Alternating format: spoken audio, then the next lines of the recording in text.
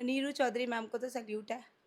मैं उनके लक्ष्य कदम पे चल रही हूँ। हाँ। ऐसी कई महिलाएँ हैं जो मेरी लीडर्स हैं, मेरी बहुत सीनियर्स हैं। मैं अभी सभी का नाम नहीं ले पाऊँगी, जैसे सारिका मैम हो गए हमारी, तो अब कुछ है ही नहीं सर। हुँ। तो मैं नापा टोल पे गई थी, किसान भाइयों के साथ थी और मैंने उन्हें आश्वासन भी दिया था हुँ। प्रधान सर को कि मैं इस नापा सर टोल में टोल को ही तोड़ दूँगी। अच्छा। मेरी मुलाकात हो रही थी और मेरा मानना ये है कि इतने लोगों में अगर 2 महिलाएँ वैसे भी दिखती हैं, तो वो वैसे भी शेरनी का रूप ही लेती हैं। हुँ।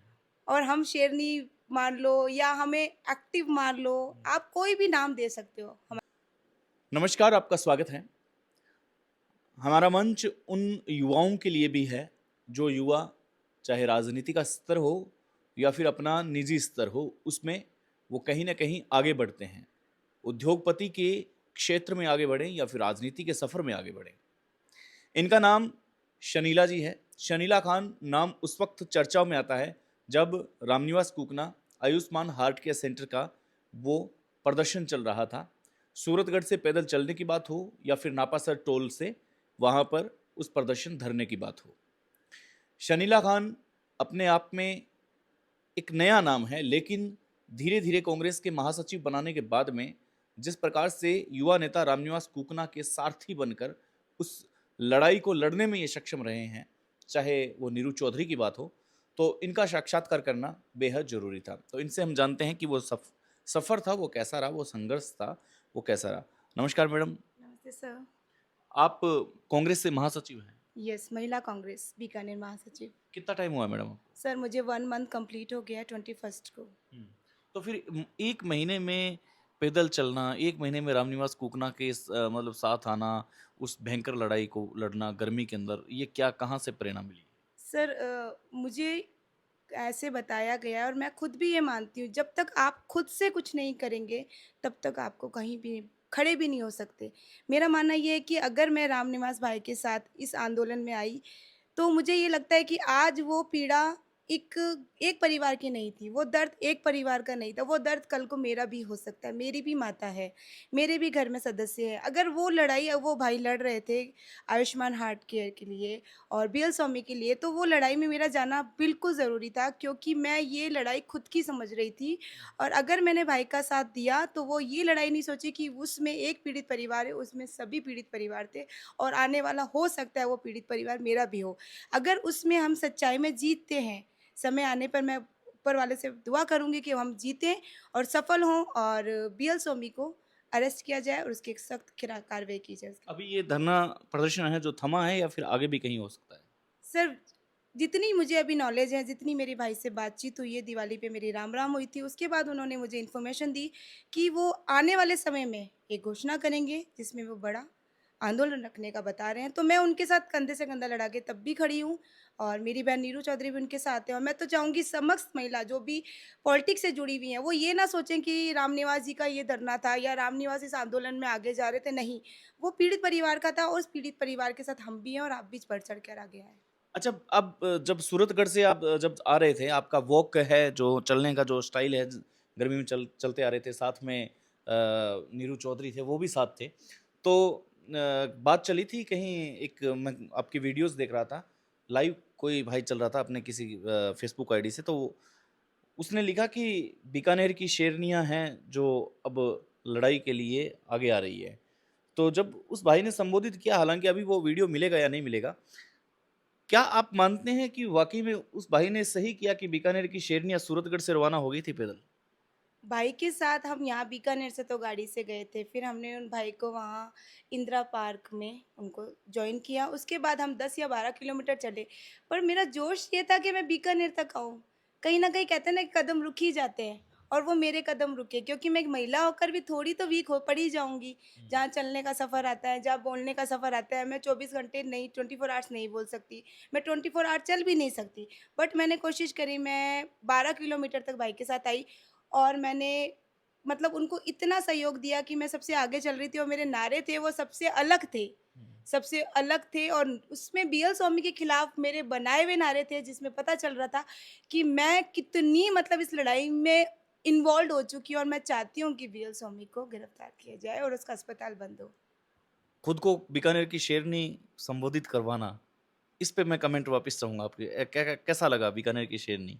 शेरनी मेरे लिए गर्व है, क्योंकि अगर कोई मुझे शेरनी बोल रहा है तो मैं जंगल की शेरनी बन के और आगे काम करना चाहूँगी। जंगल में नहीं, गाँव में नहीं, कस्बे में नहीं, जिले में नहीं, पूरे देश के लिए शेरनी बन के काम करना चाहूँगी। हर महिला के लिए, हर युवक के लिए, हर किसान भाई के लिए, किसान महिला के लिए मैं बढ़-चढ़ के योग्य बनूँगी, उनकी सहायता सहायता करूँगी और आगे जाके मैं बहुत समझती हूँ कि मैं कर लूँगी। क्योंकि आप लोगों का प्यार और जो मेरे भाई मुझे बोलते हैं कि तुम कर पाओगी, तो मुझे लगता है कि मैं कर लूँगी। अच्छा, मतलब आप ये मानते हैं कि जो आपने काम किया, नीरू चौधरी ने काम किया, आपने काम किया, आप डिज़र्व करते हैं कि वाक़ई में बीकानेर की शेरनी हो तो भई इस प्रकार का काम करे? नीरू चौधरी मैम को तो सैल्यूट है। मैं उनके लक्ष्य कदम पे चल रही हूँ। हाँ। ऐसी कई महिलाएँ हैं जो मेरे लीडर्स हैं, मेरी बहुत सीनियर्स हैं। मैं अभी सभी का नाम नहीं ले पाऊँगी। जैसे सारिका मैम हो गए हमारी और अलका मैम हो गए। तो मैं इनकी वीडियोज़ देखती हूँ, इनके काम को देखती हूँ। मैं सोचती हूँ कि मुझे करना है और कैसा करना है वो समय आने पे पता चलेगा, सिचुएशन पे पता चलेगा कि जिस कदम पे मैं चल रही हूँ, क्या मैं वो सही चल रही हूँ? क्या मेरे पैर डगमगा रहे हैं या मैं स्ट्रेट फॉरवर्ड उस चीज़ में खड़ी हूँ? हुँ। नापा टोल पे फिर जाने की क्या आवश्यकता रही? सर वहाँ किसान भाई थे। बीकानेर की शेरनी थकी नहीं एक आंदोलन से? सर थकना तो है ही नहीं, अब तो कमर कस ली है हाँ। कि अब तो जब कोई मुझे भाई बुलाएगा, जब कोई महिला बुलाएगी मुझे, आधी रात को भी बुलाएगी, मैं जाऊँगी। कोई थकने वाला तो अब कुछ है ही नहीं सर। हुँ। तो मैं नापा टोल पे गई थी किसान भाइयों के साथ ही और मैंने उन्हें आश्वासन भी दिया था प्रधान सर को कि मैं इस नापा सर टोल में टोल को ही तोड़ दूँगी। अच्छा, तो आपने ये कहा? ये मैंने स्टेटमेंट वीडियो पे दिया था लाइव चैनल्स वालों को कि मतलब बीका बिल्कुल सर, हाँ, मतलब एक तरह से टोल को तोड़ तोड़ दूँगी दूँगी सर। तभी मतलब मेरे पास से जो पत्रकार साथी थे उनके यहाँ से लाइव चल रहे थे, फिर उन्होंने बताया कि ये भाई टोल तोड़ने वाली महिला कौन-सी है, वो भी एक आपका लाइव था मैंने देखा था। तो ये क्या मतलब फिर प्रतिक्रिया क्या थी उनकी? सर वो उन्होंने मुझे फर्स्ट टाइम उनसे मेरी मुलाकात हो रही थी और मेरा मानना ये है कि इतने लोगों में अगर 2 महिलाएँ वैसे भी दिखती हैं, तो वो वैसे भी शेरनी का रूप ही लेती हैं। हुँ, और हम शेरनी मान लो या हमें एक्टिव मान लो, हुँ, आप कोई भी नाम दे सकते हो हुँ। हमारे काम नहीं, को। मैं नहीं दे रहा, लोग दे जो रहे थे। लोग भी दे रहे हैं, आप भी दे सकते हैं सर। हाँ। मैं तो ये मान रही हूँ आप जितने एक्टिव रहोगे, अपने काम से जितने जनता को, अपनी महिलाओं को, युवा को आप अपनी तरफ अट्रैक्ट कर पाओगे और रियल में सच्चाई यही है कि काम ही अपने तरफ खींचता है लोगों को हुँ। और मेरा काम ही मेरे को लगता है कि दिल जीत पाऊँगी मैं सभी का। लगता है आपको 1 महीना हुआ महासचिव बने और उसके बाद में लगातार रामनिवास कुकना के उस संघर्ष में साथ होना, नापासा टोल पे साथ होना, फिर लोगों का बीकानेर के शेरनी संबोधित करना और अब तो फिर आग ही लग जाएगी इस हमारे एपिसोड के बाद में। तो कहीं न कहीं आप मानते हैं कि लाइफ़ में चेंजमेंट आई है? क्योंकि पहले आप कुछ और काम कर रहे थे, अभी अचानक से आप राजनीति में कदम रखा है आपने। सर मुझे 18 से 19 साल हो गए शिक्षा में काम करते हुए। मैं क्लास 10 से स्कूल में पढ़ाती थी। शायद मेरा सैलरी उस टाइम 200 या 300 हुआ होगा। उसके बाद मैंने अपना छोटा-सा कोचिंग शुरू किया। उसके बाद धीरे-धीरे नई-नई स्कूलों से मुझे अप्रोच आई कि आप टीचर्स पोस्ट पे आए, कोऑर्डिनेटर पोस्ट पे आए, प्रिंसिपल पोस्ट पे भी आई। फिर सोचा कि ठीक है अच्छा काम कर रहे हैं। फिर मेरे पास 6 साल पहले एक कॉल आया सुधीर शर्मा सर का, सीए का। उन्होंने मुझे बोला कि आप हमारी सफाई अभियान को जॉइन करें। मुझे उस टाइम भी नया लग रहा था, भई हम सफाई करने जाएँगे, लोग हमें देखेंगे, क्या सोचेंगे कि हम सफाई कर रहे हैं। पर मैं तब भी नहीं डरी थी लोगों की सोच से और मैं आज भी नहीं डरती हूँ। मैं आज भी उस सड़क को साफ कर सकती हूँ जहाँ मेरे बुज़ुर्ग, मेरे बच्चे खेलते हैं, मैं उस जगह को आज भी साफ कर सकती हूँ। मुझे कोई शर्म नहीं है, कहीं पे भी कोई शर्म नहीं है, अपना काम दिखाने में। फ्यूचर में क्या प्लानिंग है आपकी? सर मेरा फ्यूचर का प्लान ये है कि जैसे महिलाओं के लिए बोला जाता है कि महिला शिक्षित हो तो ही वो आगे बढ़ेंगी या वो नहीं शिक्षित हो तब नहीं बढ़ पाएंगी, पर मेरा मानना ये नहीं है। हम अपने विचारों से, हम अपने काम करने के तरीके से भी आगे बढ़ सकते हैं। मैं हर उस महिला के साथ हूँ शिक्षित करने के लिए जो आज ये सोचता है परिवार कि नहीं इस महिला को, इस लड़की को पढ़ाएँगे तो वो आगे जाके जॉब करेगी तो आगे जाके वो बढ़ेगी तो हमारे साथ नहीं रहेगी। ये तो परिवार की सोच होती है और फिर हम बाहर निकल जाते हैं तो समाज कहता है ये हमसे आगे कैसे निकल गई है। तो मुझे ये सोच तोड़कर उन महिलाओं को आगे लेकर आना है। पुलिस कस्टडी में जब आप गए पहली बार और नए-नए पद की जिम्मेदारी है आपके ऊपर, तो डर लगा, भय लगा कि ये क्या हो गया? सर जब मैं बस में डाला गया ना उस टाइम थोड़ा डर था। पर सदर थाने के बाद मुझे समझ में आ गया था कि आई एम अरेस्ट मैं अरेस्ट हो गई हूँ। वन कॉल मैंने अपनी मम्मी को किया था कि मम्मी मैं अरेस्ट हो गई हूँ, तो प्लीज़ डरना मत, मैं आ जाऊँगी, या तो रात में आ जाऊँगी या अर्ली मॉर्निंग आ जाऊँगी, बाकी आप किसी को इन्फॉर्म मत करना। तो माँ का दिल है, पता नहीं उन्होंने किसी को किया भी हो फ़ोन, बट मैंने अपनी माँ को भी बहुत स्ट्रॉन्ग देखा है और वो मेरे को बोलती भी है तुम बहुत अच्छा कर रही हो और करो।